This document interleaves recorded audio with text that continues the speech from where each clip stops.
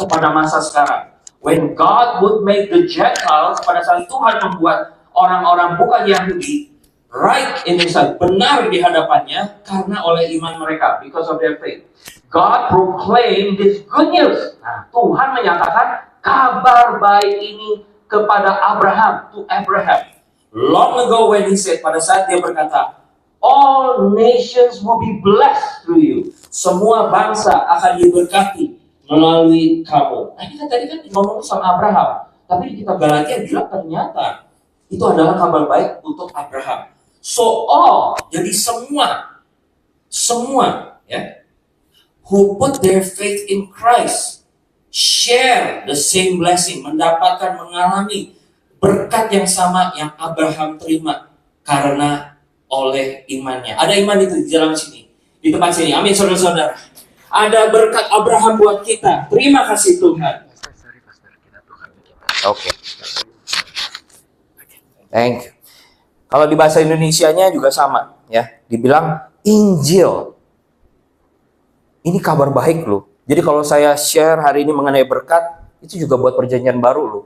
Itu good news loh buat kita semua. Tapi pertanyaannya, siapa yang bisa membuat seperti ini? Ya dong, ada berkat. Kenapa bisa begini? Kita lanjut ke Galatia 3 ayat 14. Yesus Kristus yang telah membuat ini, supaya di dalam Dia berkat Abraham sampai ke bangsa-bangsa lain. Kita bangsa lain ya. Ini kita di paspor bukan paspor Israel kan ya. Nah, di sini paspor Israel agak susah loh. Sehingga oleh iman kita menerima roh yang dijanjikan itu. Tadi kalau mendengar sharing Ibu luar biasa. Apakah Yesus mau? Lah Yesus yang buat. Ada yang bisa maksa Yesus di sini? Yesus membuat ini, apakah Dia terpaksa? Berarti Yesus mau. Yesus mau membuat ini supaya di dalam Dia berkat Abraham sampai kepada bangsa-bangsa lain. Apa sih artinya diberkati? Sebenarnya ada banyak arti mengenai berkat. Buat Abraham, diberkati itu salah satunya adalah dilindungi oleh Tuhan. Kejadian 15 ayat 1 berkata, datanglah firman Tuhan kepada Abram dalam suatu penglihatan, jangan takut. Abram, akulah perisaimu, upahmu akan besar. Yang namanya perisai itu penting untuk perlindungan di dalam perjalanan. Sekali lagi, orang bilang hidup itu seperti perjalanan. Itu perjalanan itu perlindungan paling penting, ya kan? Kalau ada perjalanan, pasti Anda berdoa. Perjalanan ini aman, dilindungi. Malaikat kerja keras semua ya. Jangan diam-diam aja ya. Kita baca di berita, sekarang lagi susah ekonomi, bingung, gonjang-ganjing. Kenapa? Karena kapal perahu nggak bisa lewat, itu ada selat. Si Hormuz itu loh, bikin kita harga-harga naik. Ya. Di jalanan orang pada bilang tuh gara-gara si Hormuz nggak bisa lewat. Itu preman dari mana itu? Kapal mau lewat aja nggak berani. Gara-gara nggak bisa lewat, kenapa? Karena merasa tidak aman. Tidak ada perlindungan. Negara segede Amerika pun ngomongnya sudah menang, tapi disuruh ngelindungin. Lo orang aja jalan sendiri katanya. Minyak ambil aja sendiri, bukan punya gua kok, gitu dia bilang katanya. Berarti perlindungan itu suatu yang penting. Tuhan bilang kita memiliki perisai. Firman Tuhan berkata, kemanapun kita pergi, perisainya bersama kita. Kita diberkati, dilindungi oleh Tuhan. Amin, saudara-saudara. Kalau kita belajar firman Tuhan, yes. Kita belajar di Ulangan. Di Ulangan 28 nih ayat yang paling terkenal. Karena kalau ngomong berkat harus ngomong Ulangan 28 ya. Karena daftarnya ada semua di situ. Saya ambil yang ayat 6-nya aja. Diberkatilah engkau pada waktu masuk dan pada waktu keluar. Diberkatilah engkau pada waktu keluar. Mari kita declare bersama-sama. Aku diberkati. Kemanapun aku pergi, aku diberkati. Amin. Haleluya. Aku diberkati saat masuk rumah. Diberkati saat keluar rumah. Amin, saudara-saudara. Saat masuk kantor, keluar kantor, aku diberkati. Masuk ke sekolah, keluar ke sekolah, kemanapun kita diberkati. Amin, saudara-saudara. Haleluya. Kita mau baca Mazmur 121 ayat 1-8. Ini bagus sekali Mazmurnya. Saya berharap ini menjadi suatu keyakinan iman, kesadaran Bapak Ibu semua. Aku memandang ke gunung-gunung. Dari mana datangnya pertolonganku bagiku? Pertolonganku datang dari Tuhan yang menjadikan langit dan bumi. Ia tidak akan membiarkan engkau jatuh. Pelindungmu selalu berjaga. Sesungguhnya pelindung Israel itu tidak pernah mengantuk atau tertidur. Tuhan akan menjagai engkau. Ia di sampingmu untuk melindungi engkau. Engkau takkan sakit karena matahari di waktu siang atau karena bulan di waktu malam. Tuhan akan melindungi engkau dari mara bahaya. Ia menjaga engkau supaya hidupmu selamat. Ia melindungi engkau waktu engkau datang dan pergi, sekarang dan selama-lamanya. Amin, haleluya. Waktu saya mau kasih share sedikit. Waktu saya kunjungin, waktu itu kami buka cabang di Kelapa Gading, dan waktu itu gedungnya masih dalam kondisi renov. Waktu direnov, saya kunjungin, saya naik ke lantai 2. Dan waktu di lantai 2 itu, saya ceritanya mau masuk ke sebuah ruangan gelap. Sebelum saya mau masuk ke ruangan gelap itu, tiba-tiba saya mendengar suara, stop! Kencang banget.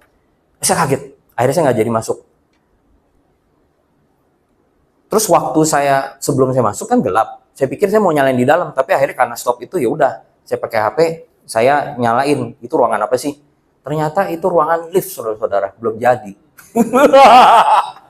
Kalau masuk, saya percaya itu perlindungan Tuhan, amin saudara-saudara. Saya nggak pernah dengar, saya rasa saya nggak pernah dengar suara Tuhan secara audible, tapi waktu itu saya rasa saya mendengar suara malaikat, karena waktu itu nggak ada orang di lantai itu, semua tim kita lagi di bawah. Saya percaya bahwa Tuhan itu melindungi kita. Bagaimana Tuhan melindungi kita? Mazmur 5 ayat Mazmur 5 ayat 12 sampai 13. Di sini berkata, tetapi semua orang yang berlindung kepadamu akan bersukacita. Mereka akan bersorak-sorai selama-lamanya, karena engkau menaungi mereka, dan karena engkau akan bersukaria orang-orang yang mengasihi namamu. Nah ini dia, ayat 13. Sebab engkaulah yang memberkati orang benar ya Tuhan. Gimana caranya orang benar diberkati Tuhan? Engkau memagari dia dengan anugerahmu seperti perisai. Hari ini saya mau share mengenai perisai Tuhan ini. Perlindungan, berkat Tuhan. Apa itu? Anugerahnya. Kalau kita pakai NKJV, ada nggak ya? Oke. NKJV, di situ, itu ada tulisannya. Anugerahnya itu dipakai kata favor. Nah, kata favor ini susah diterjemahkan dalam bahasa Indonesia. Karena di dalamnya itu terkandung banyak nuansa di dalamnya. Salah satunya adalah kemurahan Tuhan. Biasanya bahasa Indonesianya dibilang kemurahan Tuhan. Kalau dibilang kemurahan Tuhan, saya dengarnya kayak agak aneh. Kok Tuhan murah gitu? Apa dia mahal, murah gitu, gimana? Jadi agak sulit diterjemahkan bahasa Indonesia. Tapi favor itu mengandung suatu kebaikan Tuhan. Bahwa Tuhan itu memberkati kita dengan anugerahnya. Nah di sini kan dibilang, anugerahnya itu apa? Memberkati orang benar. Berarti anugerah Tuhan. Bentuknya di situ anugerah adalah berkatnya. Kalau ada ahli yang menganalisa Mazmur 5 ini, itu waktu Daud kejadiannya Absalom memberontak terhadap Daud. Waktu itu suasananya sangat gak enak buat Daud. Dia sudah usia lanjut, kuasanya udah semakin lemah. Tiba-tiba anaknya bilang, saya mau ke Hebron, mau melakukan upacara, melakukan sesuatu. Nggak taunya sampai Hebron malah menyatakan saya raja. Daud sudah nggak raja, saya raja. Dan lebih gawatnya lagi, orang-orang dukung dia. Karena ternyata 4 tahun sebelumnya Absalom udah kampanye, ya. Jadi udah kampanye. Kalau di sini kan kampanye setahun sebelum, berapa bulan. Absalom ini 4 tahun, jadi efeknya sangat besar. Dia bilang Daud tuh udah tua, udah nggak bisa ngurusin keadilan saudara-saudara. Udah pilih saya, partai baru, partai Absalom. Maju dia di Hebron. Tiba-tiba dia bikin declaration, ya. Kayak ada tandingan, pertemuan tandingan. Dan lebih gawatnya lagi, Daud waktu itu, penasihat paling topnya nomor satunya si Ahitofel, membelot ke Absalom. Buat Daud, dia sangat sendiri. Dia perlu perlindungan Tuhan. Kalau Anda baca Mazmur 5, nanti boleh juga baca sendiri Mazmur 5. Anda bisa melihat betapa banyak orang jahat tuh ngejahatin si Daud. Difitnah, diarahkan, tadi saya bilang, kalau kampanye gitu kan caranya kan, difitnah ya, mau bikin hoax, tadi yang apa yang enggak, kita sendiri aja karena bingung, ini mana yang benar ngomongnya. Semua bilang ini, si ini jahat, yang lain bilang baik. Nah, yang mana yang benar? Nah sama, ternyata dari dulu hoax itu udah ada kampanye. Nah, bagaimana Daud menghadapinya? Dia menyadari bahwa perlindungan Tuhan ada bersama dia. Bagaimana? Dia berdoa. Jadi kita sebagai anak-anak Tuhan, dalam bersama Tuhan kita berdoa. Daud berdoa. Apa doa Daud? Dibilang katanya, Ahitofel ada di antara orang-orang yang bersepakat dengan Absalom. Maka berkatalah Daud, gagalkanlah kiranya nasihat Ahitofel itu ya Tuhan. Singkat cerita, karena Tuhan baik, Daud bisa menang. Ahitofel itu kasih nasihat tapi gak didengar. Kacau pokoknya di Absalom. Terjadilah kekacauan sendiri di Absalom. Tuhan baik, Tuhan melindungi Daud dengan pagar anugerahnya. Bolehkah kita percaya sama seperti Daud? Bahwa Tuhan melindungi kita dengan sempurna. Dengan pagar anugerahnya. Jadi kemanapun kita berada, kita diberkati. Amin saudara-saudara. Haleluya. Kita kalau menyadari bahwa kita diberkati kemanapun kita berada, itu akan mempengaruhi segala keputusan kehidupan kita. Betul ya? Coba kita bayangkan Abraham. Ini kan ceritanya Abraham. Kalau Abraham tidak percaya kepada Tuhan, tidak percaya bahwa dia kalau dia keluar dari negara dari Ur Kasdim, bahwa dia diberkati, dia pasti stay di sana. Kan aman, nyaman di Ur Kasdim. Nggak perlu dia nekat jalan-jalan keluar ke tempat yang dia nggak tahu, hanya karena Tuhan berkata pada dia. Anda tahu nggak? Kalau saja Abraham memutuskan tidak keluar dari Ur Kasdim itu, mungkin Mesias nggak bisa lahir. Ya Tuhan akan ada cara lain. Tetapi kita lihat Mesias itu harus lahir di tanah perjanjian itu, di tanah Kanaan. Kalau dia nggak mau keluar, ya dia akan stuck. Saya mau share mungkin mengenai usaha kami di keluarga. Selama 30 tahun, kami ada usaha keluarga dulu. Papa mama saya nggak pernah punya cabang. Jadi toko kami, satu tempat, 30 tahun. Dijagain, papa saya, ya taulah orang dulu kalau jaga toko, pagi buka, malam sore tutup, ya nggak sampai malam lah dulu. Sore jaga, weekend juga jaga toko. Jadi buat mereka, punya cabang itu suatu hal yang besar banget. Repot. Saya udah pulang dari luar untuk di kantor. Saya juga waktu itu masih ya oke lah, cabang kita toko di sini aja. Cuman suatu ketika Tuhan berbicara antara keluarga kami. Aku akan memberkati engkau. Keluar, harus buka cabang. Kalau mau buka cabang, kalau orang dulu ngomongnya apa? Itu siapa yang jagain? Lu ya tiap hari ya ke sono ke toko ya. Kita jadi anak denger gitu juga, waduh. Sabtu Minggu lu liatin ya. Ntar kalau ada barang hilang gimana? Wah, saya ngerti lah. Orang tua. Ntar duit hilang gimana? Siapa yang mau liatin?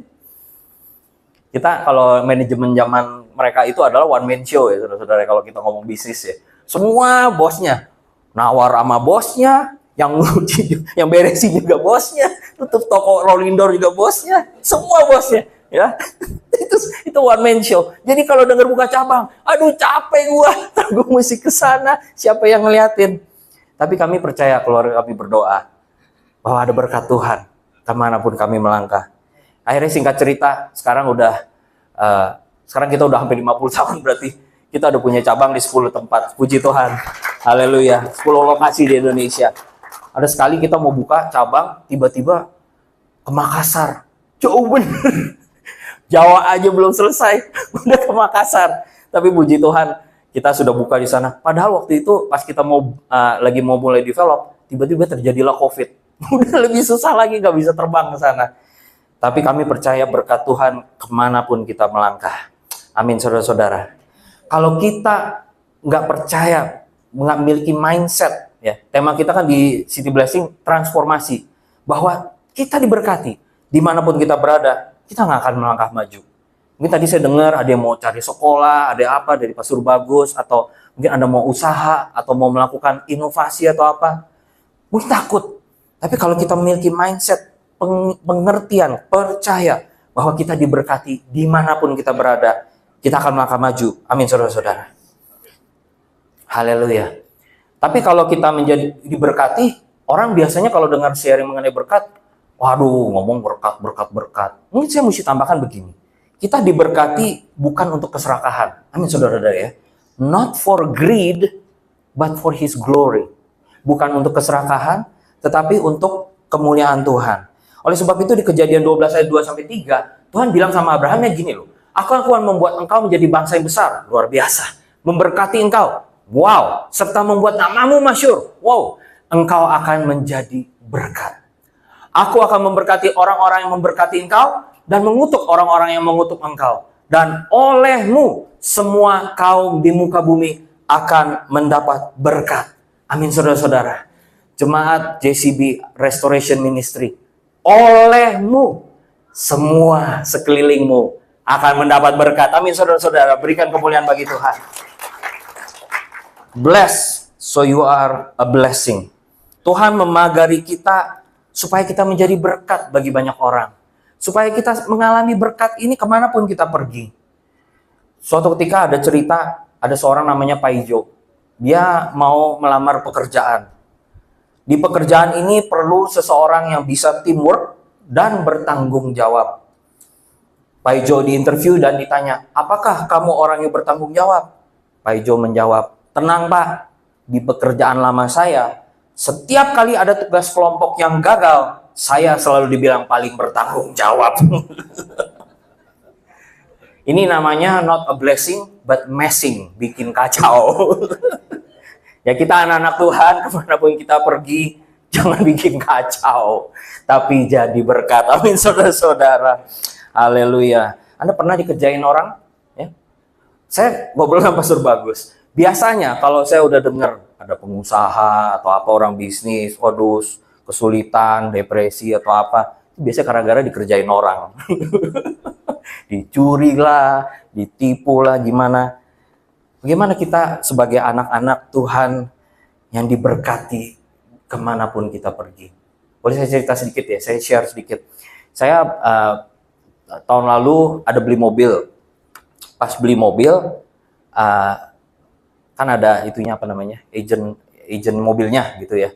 Terus dia tanya, Pak, plat nomornya gimana Pak? Mau pilih nomor apa enggak? Wah, boleh lah ya mobil, kita pilih nomor gitulah. Terus saya bilang, oke deh kita beli nomor. Pak, saya bisa aturin, cuma jangan lewat kantor ya Pak, sama saya aja. Ya saya pikir ya udah nggak apa-apa lah, bagi-bagilah buat agent. Ya udah, yo Pak, transfer Pak. Ya oke, saya transfer. Terus kalau nomor baru biasanya kan dikasih nomor sementara ya. Ya itu ya. Dikasih nomor sementara dulu. Ya udah dikasihlah nomor sementara. Jadi mobil pakai nomor sementara. Sebulan, 2 bulan nomor sementara gitu. Terus pas bulan ketiga udah mau habis. Pak, ini gimana? Oh, Pak, nomor ini lagi plat sementara 3 bulan. Wih, kok lama bener deh. Terus saya keluar negeri. Pas di luar negeri saya bingung. Ini kok belum beres-beres ya? Terus saya WhatsApp, ini gimana ya platnya? Oh Pak, minggu depan. Wah nggak bisa. Saya bilang, gimana caranya gini-gini? Oke, beresin. Pas saya balik, saya kontak lagi, orang ini bilang, Pak, gini Pak, ini bisa nggak Bapak talangin dulu? Kita jadi pakai kantor aja deh. Ya Pak, nanti Bapak transfer dulu, nanti besok saya balikin. Udah saya transfer lah. Nah ini, udah saya transfer, berapa hari kemudian, platnya keluar. Sebulan, saya baru mikir, perasaan dia bilang dia mau transfer balik. Saya lupa ngecek. Karena saya waktu itu keluar lagi, ini waktu itu akhir tahun. Jadi saya keluar lagi. Jadi saya WhatsApp lagi di luar. Saya baru, kadang-kadang kita kalau dulu lagi tenang-tenang gitu ya, lagi jalan-jalan kepikiran gitu. Apa yang ketinggalan? Saya baru ingat, loh ini orang kayaknya belum transfer gue balik.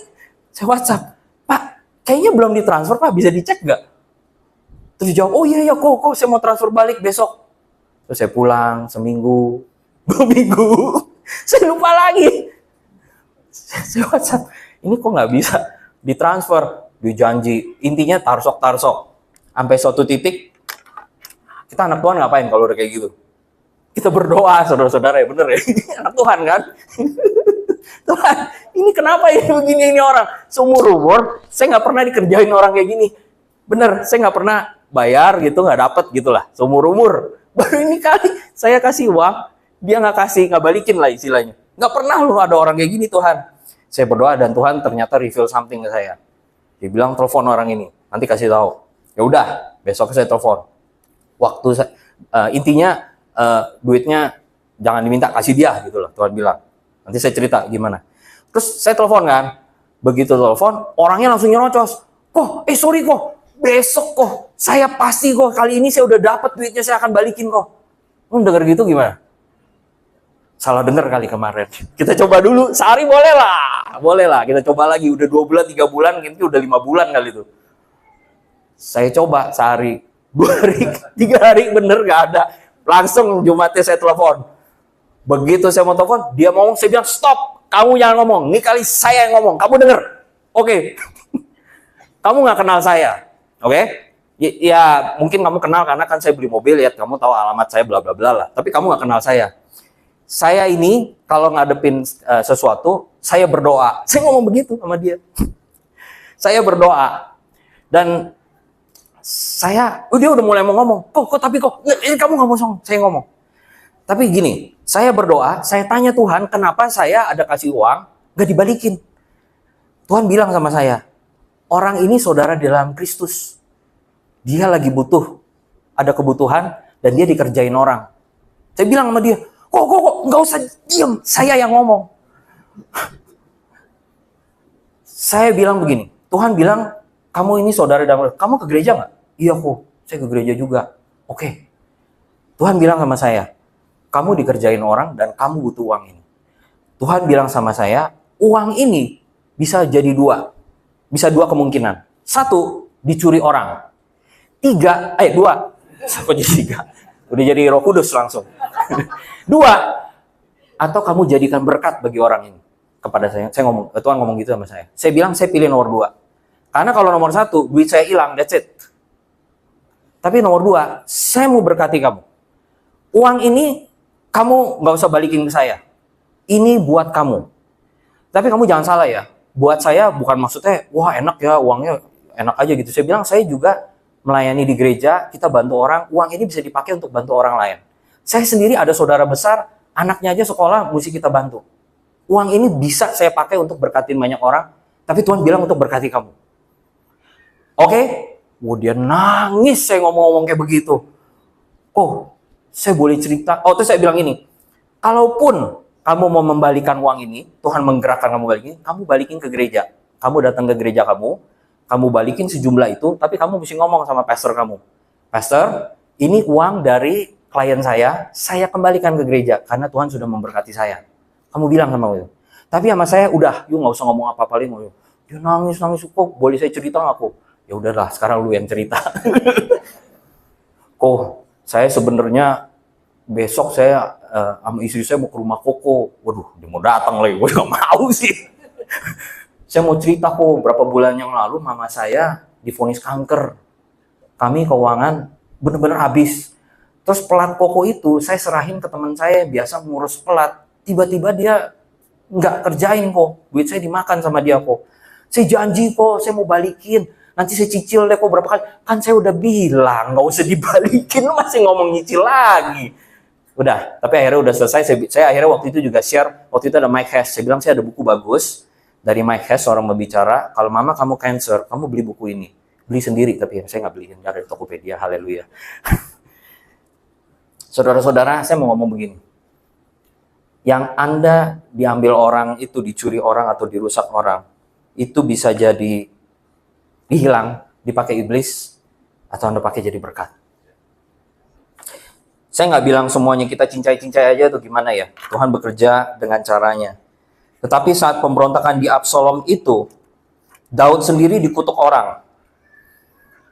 Saya tadi lupa cerita. Tuhan reveal ke saya, yang saya jadikan berkat ini, Tuhan kasih pengajaran, bahwa Tuhan itu bisa merestorasi. Yang mencuri bukan orang ini, yang mencuri adalah iblis. Dan Tuhan bisa merestorasi segala kehilangan kita 2 kali lipat, 7 kali lipat, dan berlipat-lipat. Pengajarannya hari ini saya nggak kasih dulu. Tetapi ada satu yang saya menarik mengenai si Daud.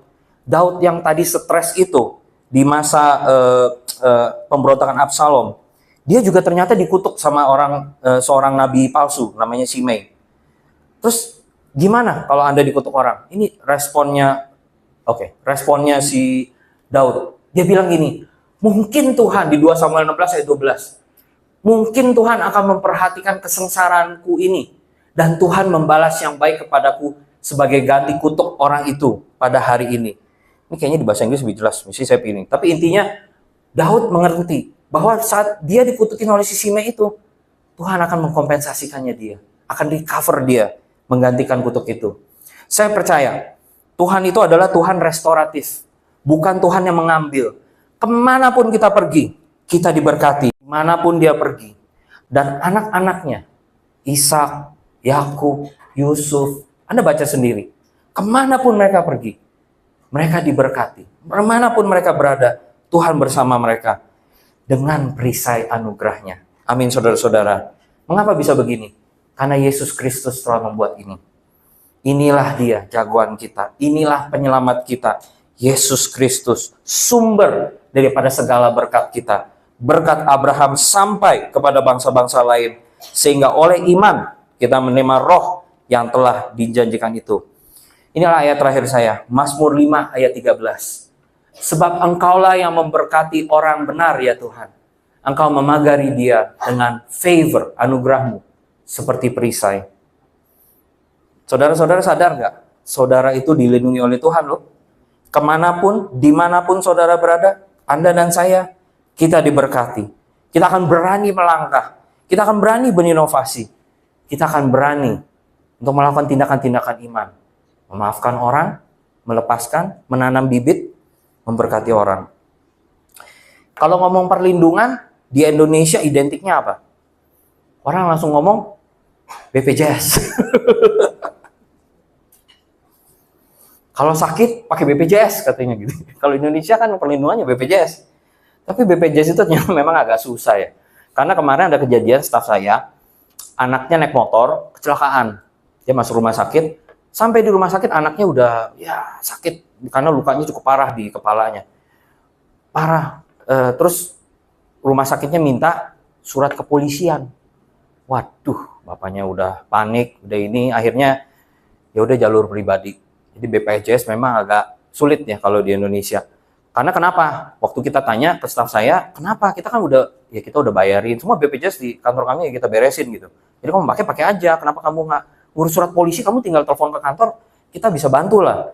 Dibilang begini Pak, anak saya itu naik motor, nggak pakai helm, nggak punya SIM. Ya, takut dia katanya. Ya udah kita nggak bisa ngomong deh ya. Namanya aturan ya atau bagaimana. Sebenarnya sih ada beberapa cara bagaimana. Tapi tahu nggak saudara, kita bersyukur Tuhan Yesus memberikan perlindungan yang sempurna. Amin saudara-saudara. Anda mau tahu BPJS Tuhan Yesus? Banyak penyakit Yesus sembuhkan. Amin. Butuh pemeliharaan, Yesus sediakan ya. Boleh juga ya BPJS ya.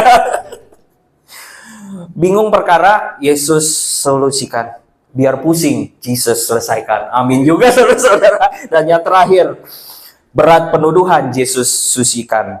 Bahaya penghakiman, Yesus selamatkan. Wow, berikan kemuliaan bagi Tuhan. Mari kita bangkit berdiri. Haleluya. Bagaimana kita mengakses kebenaran ini? Ini bukan usaha kita, tapi karena perbuatan Kristus. Kita diberkati kemanapun, dimanapun kita berada. Kenapa? Karena Mazmur ini. Orang benar ya Tuhan. Engkau pagari dengan anugerahmu. Apakah kita orang benar? Kita bukan orang benar karena usaha kita. Kita adalah orang benar karena usaha Dia. Yesus orang benar. Udahlah saya kasih aja biarin. Anda tahu nggak? Ini bahasa Mandarinnya domba. Siapa yang sini bisa bahasa Mandarin? Bacanya gimana tonnya supaya saya nggak salah? Yangnya naik apa turun? Yang gitu ya. Kan saya ngeles juga. Ini domba. Kalau saya apa bahasa Mandarin ini? Wow, ya betul. Ingat ya tonnya jangan salah ya. Saya suka dimarahin sama lause saya soalnya kalau tonnya salah. Wow, bukan. Wow, aduh gaya bener sih. Harus pakai tantonan. Tapi bener waktu saya ke China, kita ngomong 4 sama 10 salah melulu. Bingung Mas order. Tiap kali kita ngomong 4 di order 10. Kurang ajar dia. Tadi domba yang, ini saya wo. Nah, lomba tambah saya kalau ditambah atasnya bacanya yi. Oh, ini artinya apa? Righteousness. Dengan menerima Kristus, domba yang sempurna, pengorbanan. Orang Cungko aja tahu, ya. Jadi dari Cungko masuk ke sini informasi sampai ke saudara bahwa Anda adalah orang benar.